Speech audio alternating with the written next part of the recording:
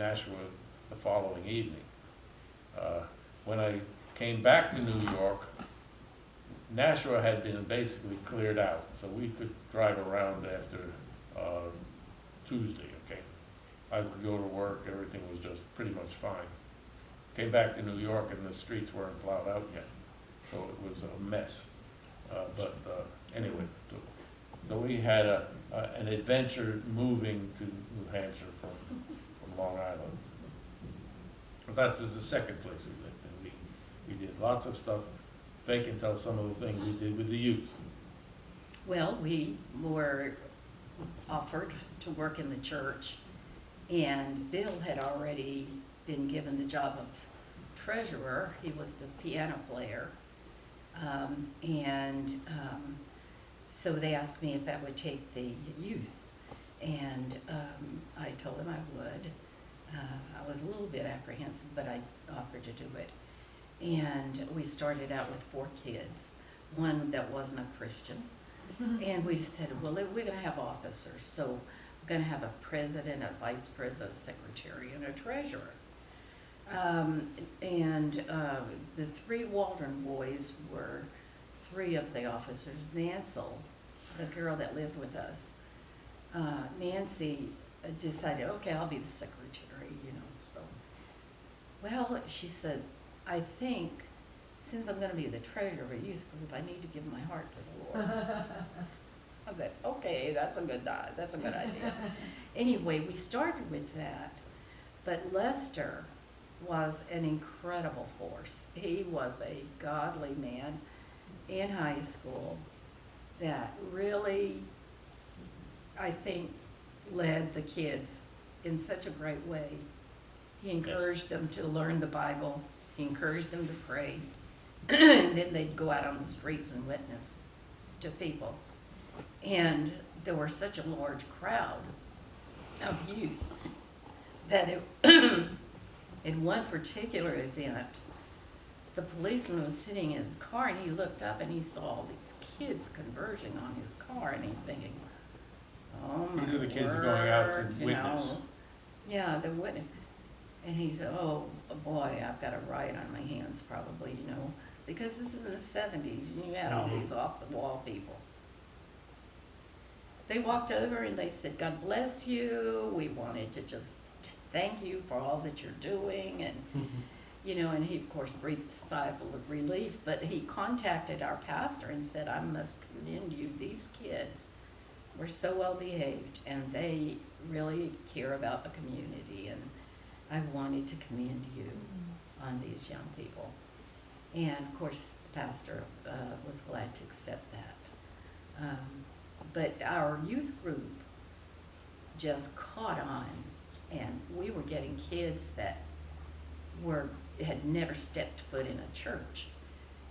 Kids that came from such off-the-wall families that I'd never heard of such a thing, as some of the stuff.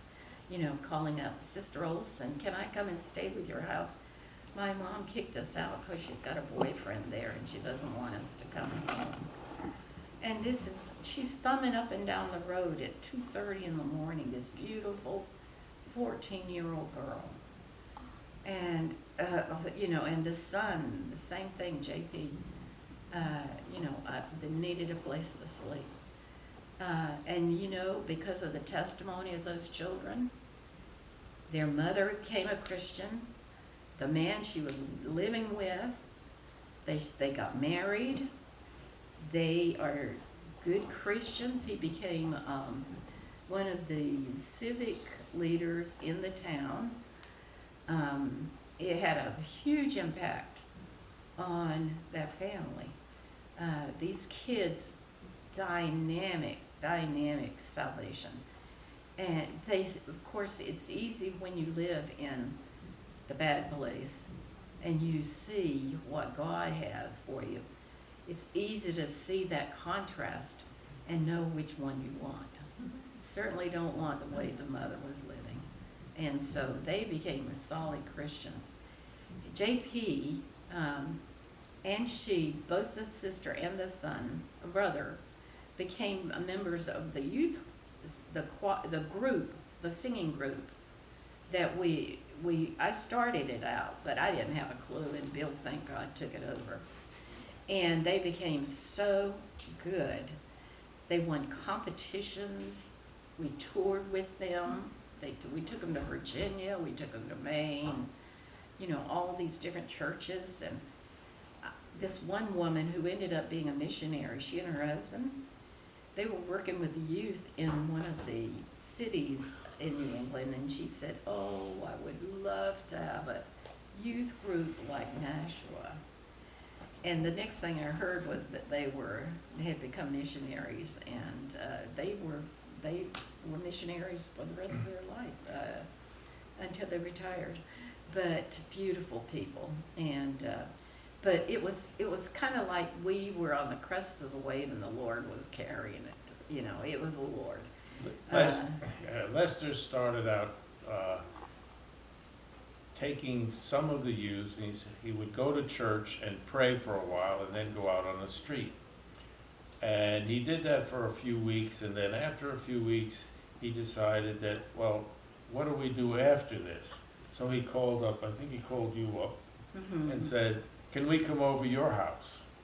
So this was a Friday night, so he brought, well, whoever he had with him on Friday night. And from then on, every Friday night, there was a whole bunch of kids at our house, until there was about 35 kids showing up for Friday night. Some would go out on the street, some would not, but they always showed up.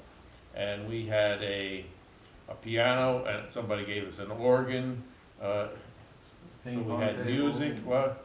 There was a ping pong table in the basement. And a ping pong table, basement, Didn't Bob? and a Bob pool gave us a table. pool table. Yeah. Of course, we had a few obstacles to both of those. There was poles in the way, and the furnaces in the way in some ways, but nobody cared. We just had a lot of fun.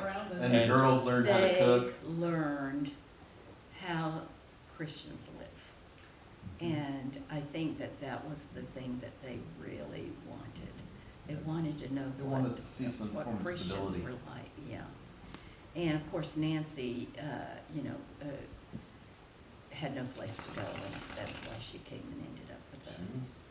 And she is a member of our family. Yeah. I mean, she's a wonderful young lady. Married this guy who's a minister, who happened to be part of the youth group. Bill went to. Yeah, I'll tell that story. Okay. We were, Russ had, his mother had a family business. The family business was stealing antiques from other people's houses. So Russ knew, number one, the value of the antiques, and two, know how to sneak them out of the house. So, but he got caught before he was saved. So he came to church, and it wasn't because he got caught, but anything. He came to church, and the Lord changed his heart, and he became a Christian. And Russ had this great big smile constantly on his face, always.